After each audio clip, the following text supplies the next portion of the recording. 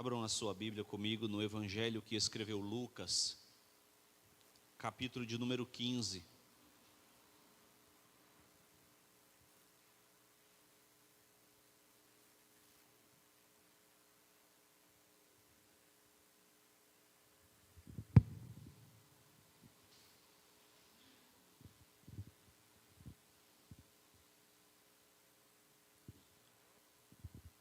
Lucas, capítulo de número 15, a partir do versículo 11.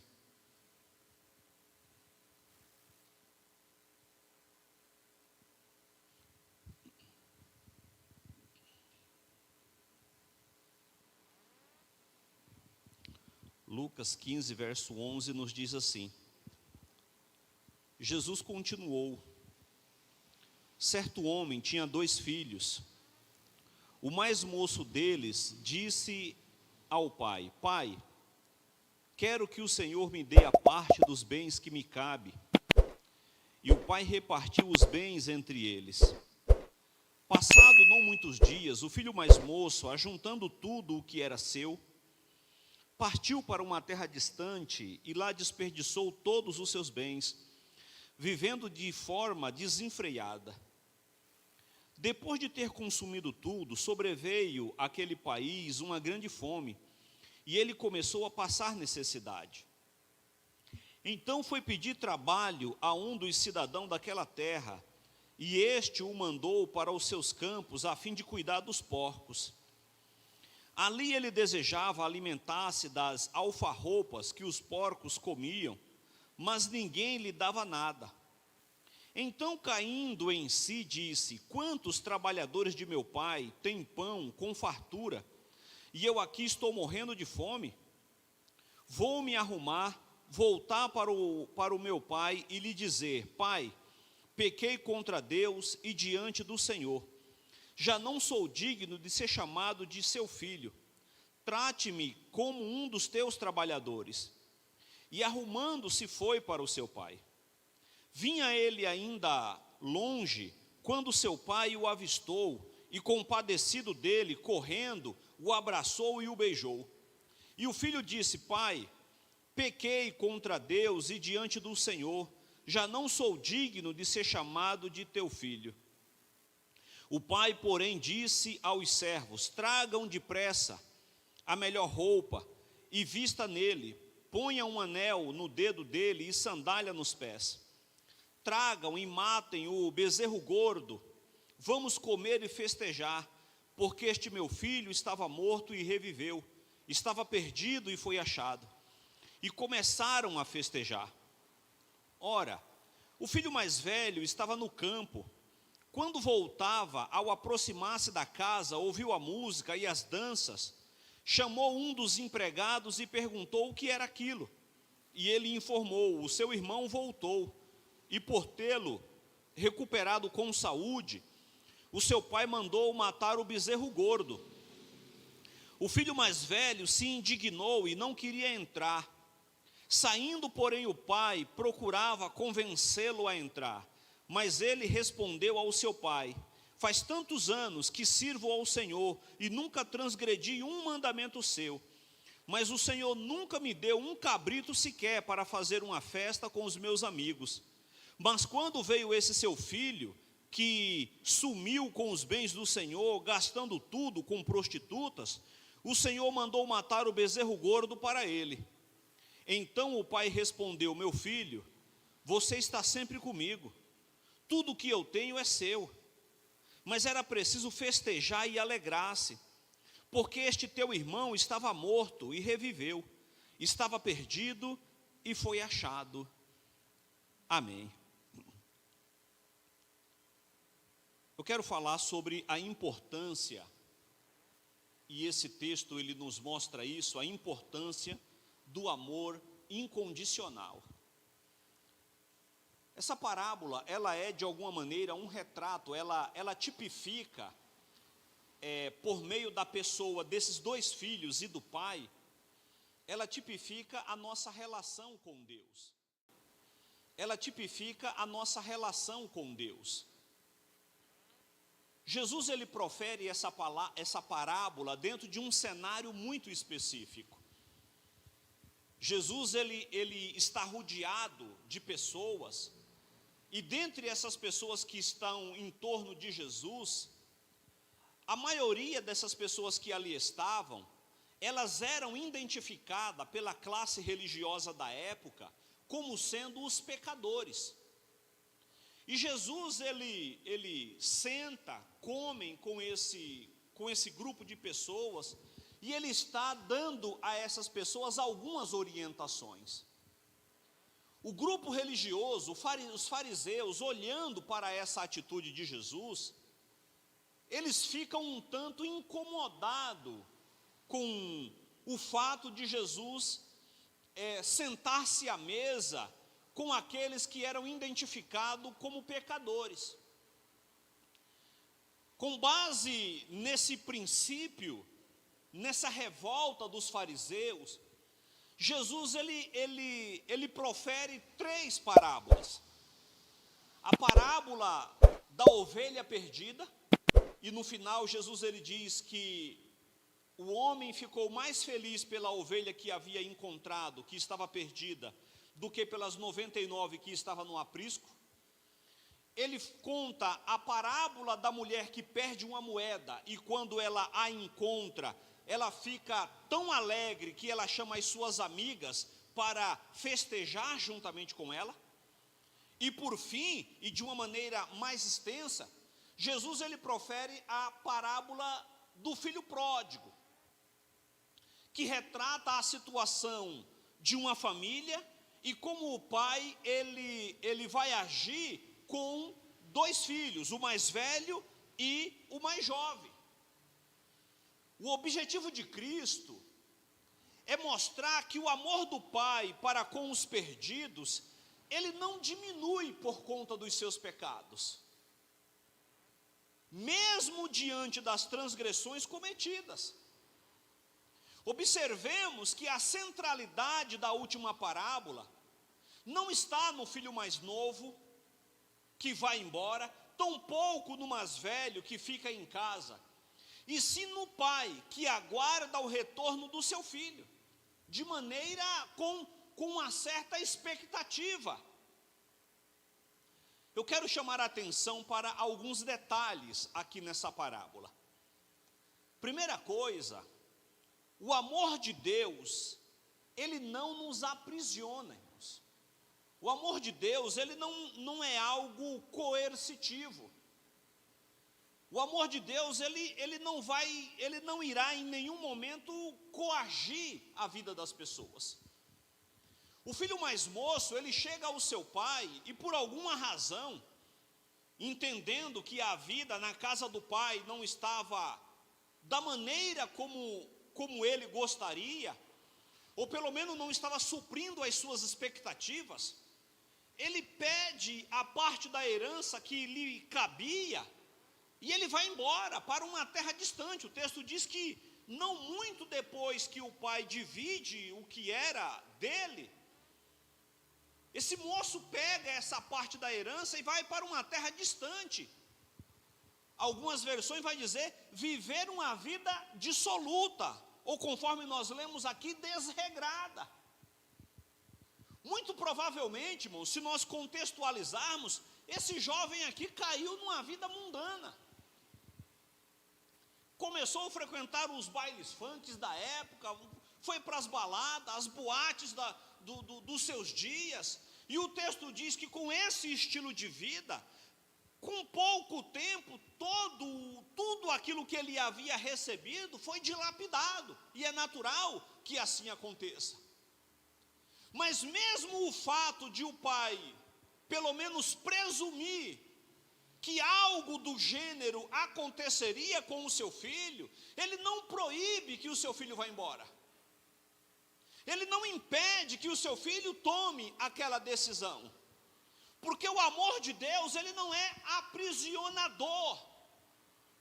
O amor de Deus, ele pressupõe que haja um retorno desse amor da nossa parte em relação a ele, mas isso livremente.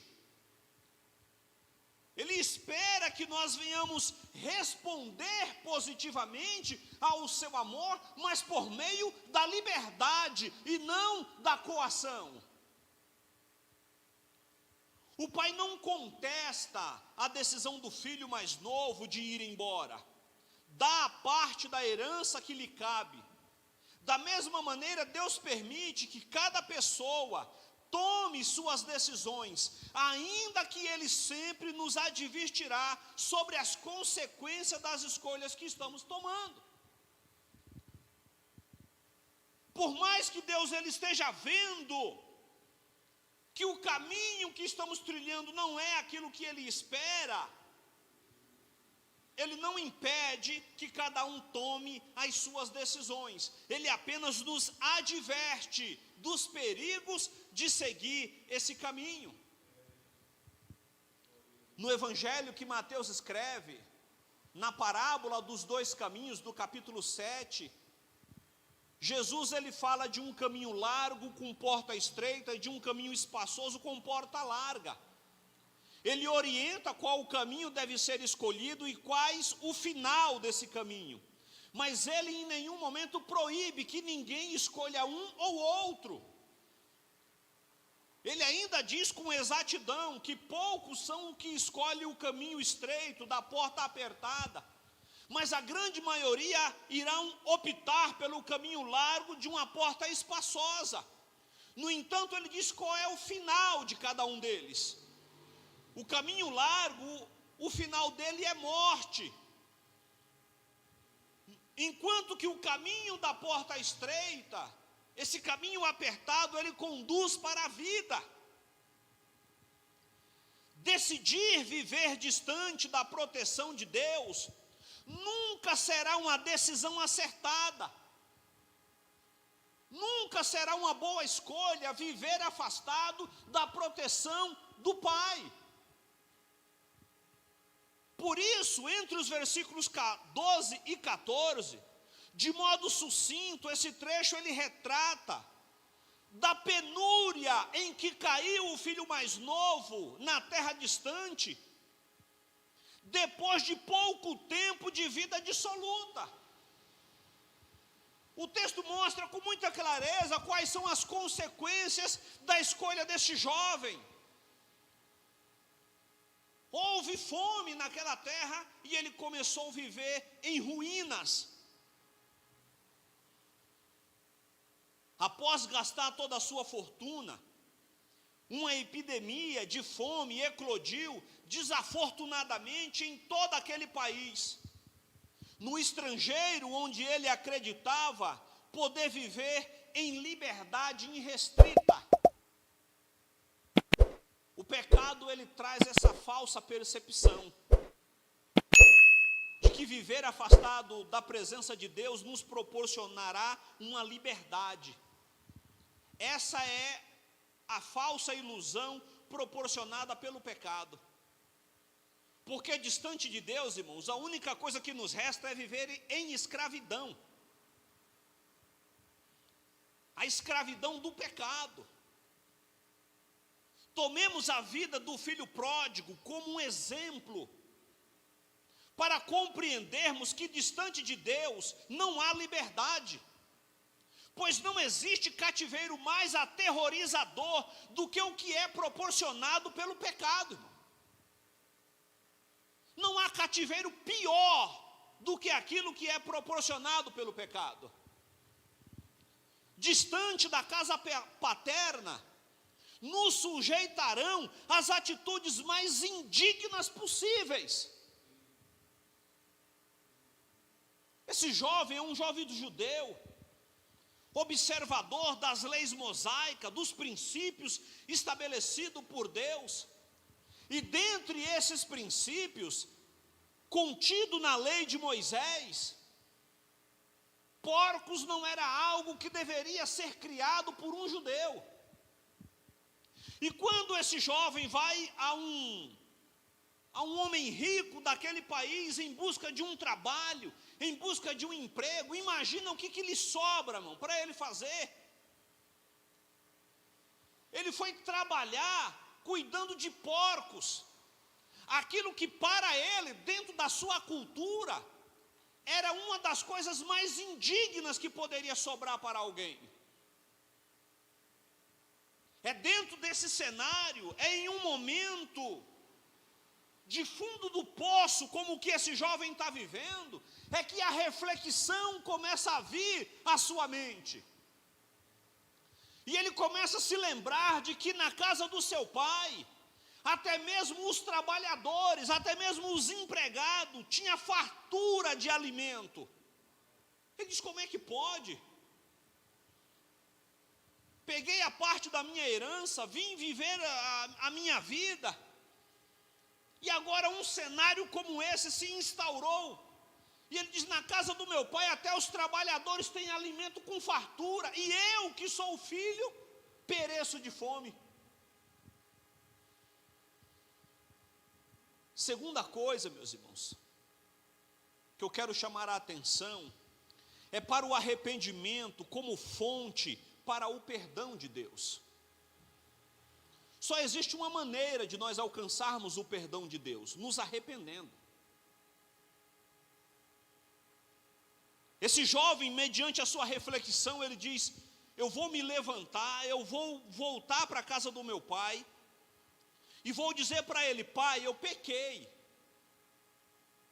perante o céu, diante do Senhor, e diante disso eu já nem sou digno de ser chamado de teu filho, mas pelo menos me recebe como um dos teus trabalhadores.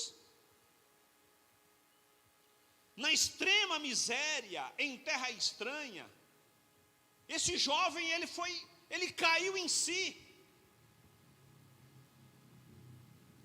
Seria bom que todos refletissem sobre a maneira como tem vivido, antes mesmo de um cenário como esse. Esse jovem, ele só tem a percepção daquilo que ele tinha feito e o fundo do poço que ele alcançou, quando ele chegou no chiqueiro do porco, irmão. Os contrastes entre a precariedade na terra estranha e o bem-estar na casa do pai manifestam-se em sua consciência. Ele começa a pesar entre uma coisa e outra. Ele começa a olhar para a miséria que ele estava vivendo e lembrando-se da fartura que até mesmo os funcionários tinham lá na sua terra, na casa do seu pai. E esse contraste faz com que esse jovem caia em si. Justamente o tratamento duro que ele experimenta em terra estranha traz à sua memória aquele tratamento extremamente bondoso. Isso fica claro pelo uso da expressão de que eles teriam pão em abundância. Irmão, esse jovem estava numa situação tão difícil que ele desejava se alimentar com a comida que era dada para os porcos. E não tinha.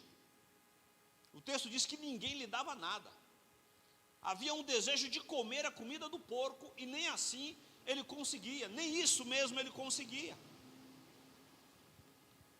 Então, a recordação da abundância, de que se regozijam os diaristas de seu pai, ao contrário da penúria pelo meio do qual ele próprio está definhando, tem sobre ele um impacto tão poderoso que resolve pedir ao pai que o aceite como um dos seus trabalhadores. Olha, não precisa nem me receber como filho, pelo menos me dá emprego aqui, que vai ser melhor do que onde eu estava.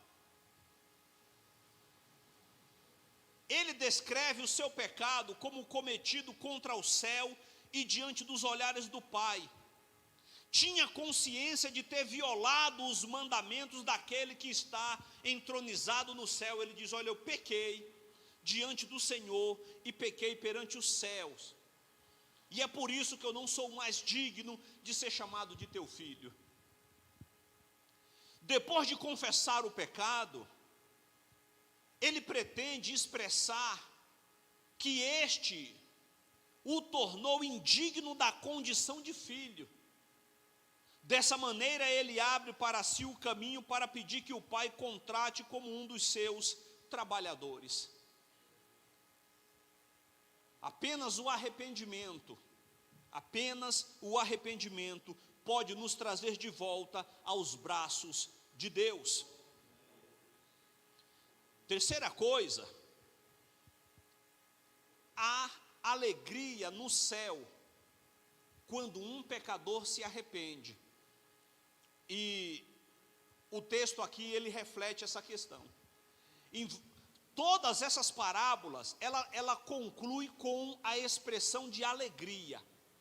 Então, houve alegria quando a ovelha foi encontrada, a ovelha perdida. Houve alegria quando a moeda foi encontrada. Houve alegria quando o filho retornou para casa. É o único contexto bíblico que a Bíblia diz que há alegria no céu, irmão. A Bíblia não fala de alegria no céu quando um enfermo é curado. A Bíblia não fala de alegria no céu quando um morto ressuscita. O único contexto que a Bíblia fala de alegria no céu é quando um pecador se arrepende.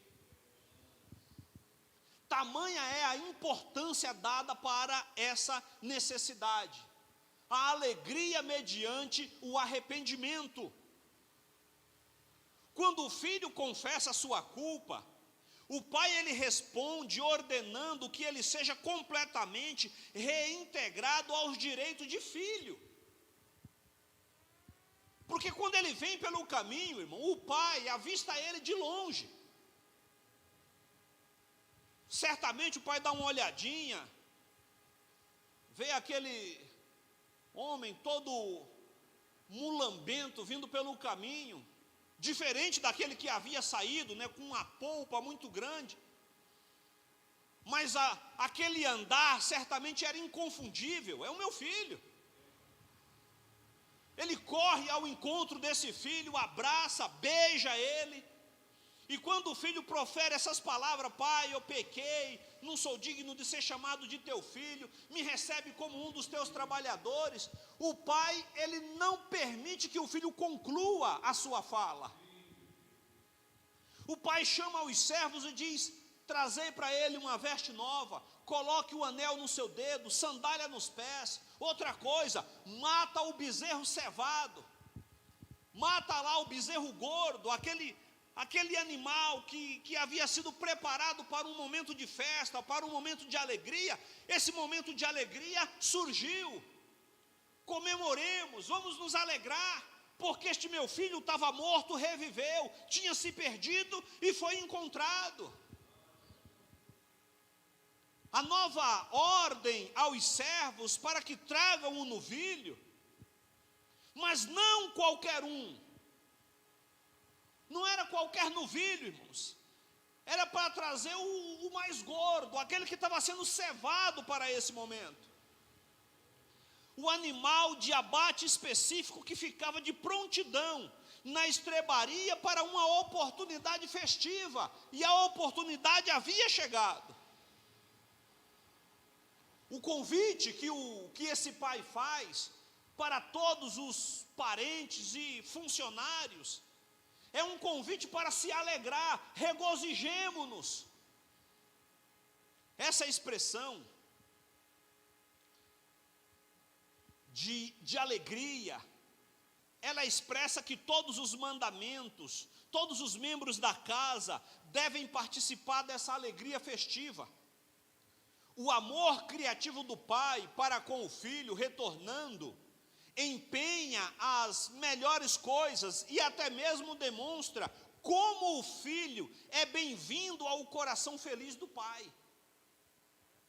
Em tom de alegria transbordante, o pai justifica suas instruções para a festa. A circunstância de que o filho estava morto e perdido, mas tornou a viver e foi encontrado, preenche todo o pensar, sentir e querer do pai. Esse dono da casa, irmão, ele justifica esse momento festivo.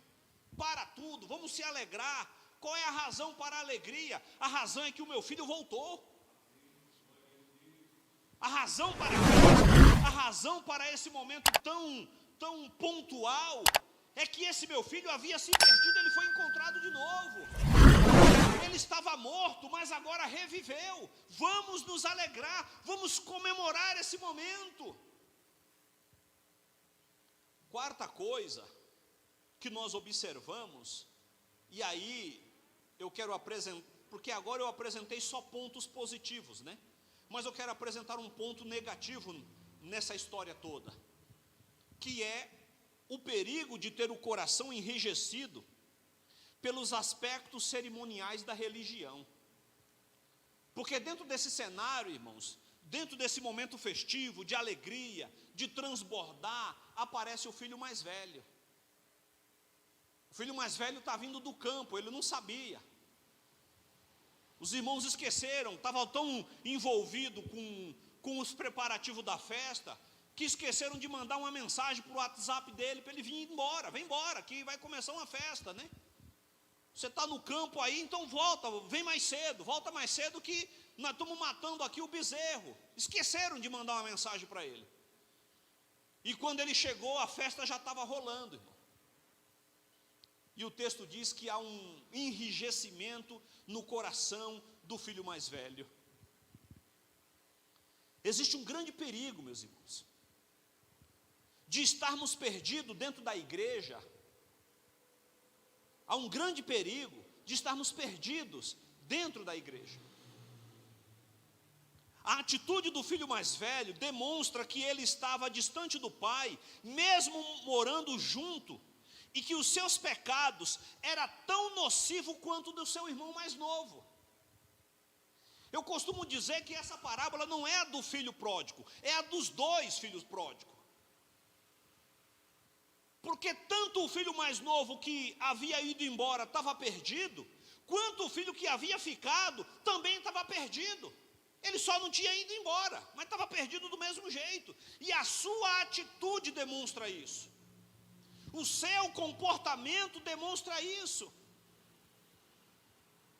A atitude do filho mais velho mostra que a sua obediência não consistia no amor que ele tinha pelo pai, e sim em interesses próprios. Porque ele se recusa de entrar para festejar pela volta do seu irmão. E o pai, ficando sabendo, ele sai também para tentar convencer o filho de entrar. Sabe qual é a palavra do filho? E as suas palavras deixam claro que ele servia ao pai com uma segunda intenção. Faz tanto tempo que eu te sirvo, e o Senhor nunca me deu um cabrito para me alegrar com os meus amigos. Mas vindo esse teu filho, que gastou os teus bens com as prostitutas, o Senhor mandou matar o bezerro cevado. Ele mostra a indignação da alegria do pai, porque recebeu o filho de volta. Irmão, nós já nos indignamos porque Deus tem abençoado outras pessoas? Nós já ficamos indignados? Como é que pode? Onde é que já se viu? Eu estou na igreja, nasci num lar cristão, ou eu estou na igreja já há tantos anos, estou no ministério envolvido há tanto tempo e nada acontece, nada flui. Vindo esse camarada aí que eu conhecia, acabou de sair do mundo das drogas, acabou de sair da prostituição, se converteu, olha o que aconteceu na vida dele.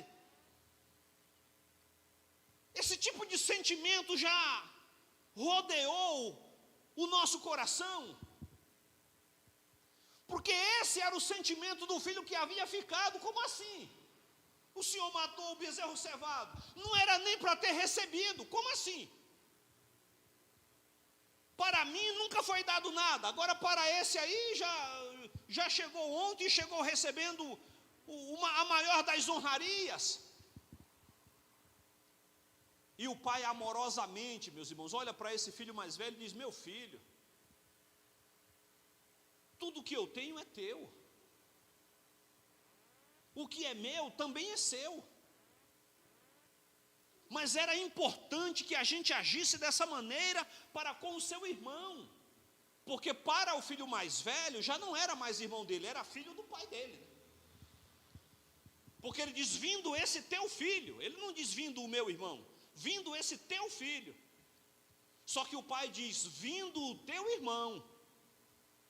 Era necessário que nós nos alegrássemos pela volta dele, porque ele estava morto e reviveu. Ele tinha se perdido e foi encontrado. É possível, meus irmãos, estarmos perdidos dentro da igreja.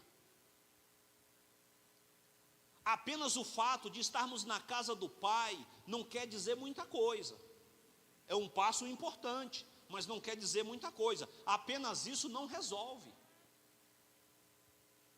Se o sentimento que motiva as nossas ações não seja um sentimento de devoção ao Pai, de nada adianta nos encontrar na casa paterna. Não vai resolver.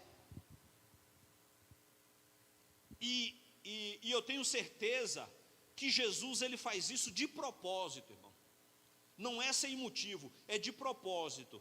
Porque as duas parábolas, ela tem uma conclusão. A ovelha que foi perdida, o homem encontrou, trouxe de volta para o aprisco, e ele se alegra por causa dela.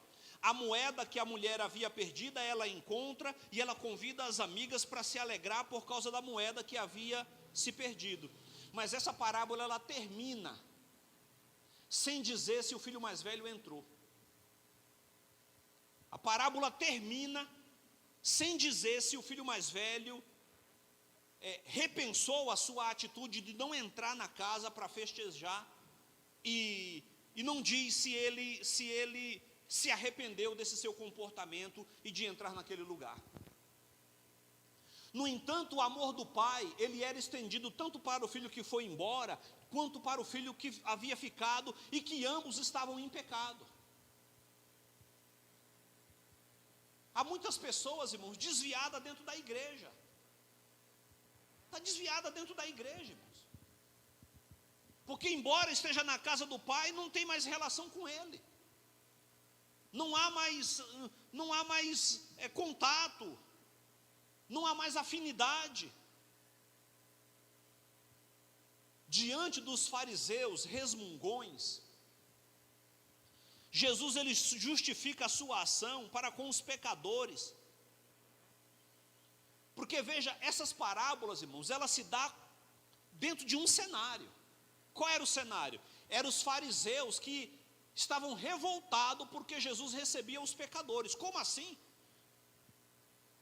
E é nesse cenário de Jesus recebendo os pecadores que ele conta essas parábolas. E o que Jesus estava dizendo? Que esses homens estavam revoltados porque havia pecadores, irmãos, que estavam se arrependendo. Isso trazia uma indignação para a classe religiosa de sua época. Para concluirmos, Deus ele antecipa-se com misericórdia, compaixão ao pecador, que só precisa dirigir-se a ele com arrependimento sincero. O que eu preciso para ser recebido?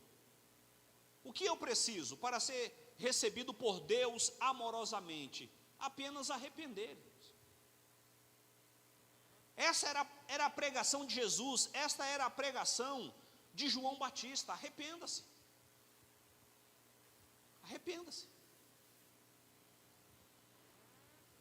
Apenas o arrependimento é necessário para derramar sobre ele provas do seu amor paterno, acolhendo em seu coração de pai aquele que tem tanta consciência de ser indigno e restituindo-lhe todos os direitos de filho, irmãos. Esse filho chega, irmãos, reconhecendo a sua indignidade e que ele não era nem merecedor de ser recebido como filho, mas o pai lhe restitui a mesma condição que havia antes dele ter ido embora. Aleluia. A alegria mencionada nas duas primeiras parábolas acerca de um pecador convertido é descrito aqui como um banquete de júbilo, irmão. Por fim, como o filho pródigo, descobrimos que os nossos pecados nos levam à miséria, solidão e desespero. O que esta parábola ensina para a nossa vida nos dias de hoje é que não importa o quão longe tenhamos nos afastado, Deus está sempre disposto a nos receber de volta. Louvado seja o nome santo do Senhor. Se por acaso alguém se distanciou, se afastou, mesmo estando presente na casa paterna, não importa o quão distante isso foi, irmão. O pai está de braços abertos, esperando o retorno do filho. E é isso que nos remete de volta para o tema da nossa mensagem: a importância do amor incondicional. Porque o amor de Deus, irmãos, ele não é baseado naquilo que nós fazemos. O amor de Deus, ele está firmado nele, apenas nele, especificamente nele. Então não importa o que nós fazemos, Deus, ele nos ama, e ele requer de nós apenas o arrependimento. Deus espera que nós estejamos prontos, aleluia, a nos arrepender, para que possamos nos aproximar cada vez mais dele e daquilo que ele tem a realizar em prol das nossas vidas. Que Deus nos ajude nessa caminhada, e que o Senhor possa dar-nos o direcionamento a qual ele tanto espera para cada um de nós. Deus abençoe a todos. Glória a Deus.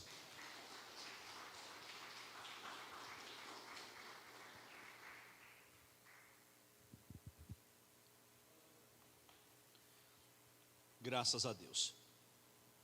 Nós estamos caminhando já aqui para o nosso encerramento. Nós estaremos orando, agradecendo ao Senhor por tudo aquilo que Ele tem realizado, por todos os seus feitos, né? Pelas maravilhas